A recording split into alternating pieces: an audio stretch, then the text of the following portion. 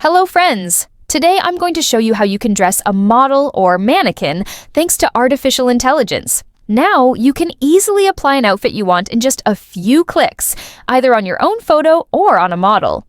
I, for example, don't like to go shopping and try on clothes, but I was curious to see how these skirts and dresses would look on me, so I tried it out with artificial intelligence.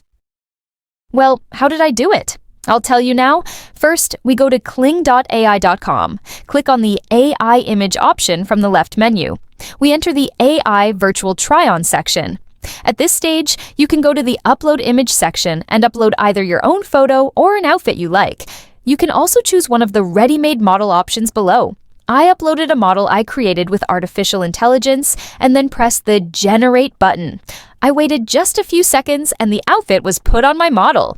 If you want to turn it into a video, you click on the Bring to Life button on the image, and the video is created on the page that opens. It's that easy. Give it a try, and don't forget to share your results with us. You've just seen how simple and fun it is to dress up a model, or even yourself using AI. The possibilities are endless, and it's exciting to experiment with different styles and outfits without leaving your home. So, what do you think about this technology? Would you try it out yourself?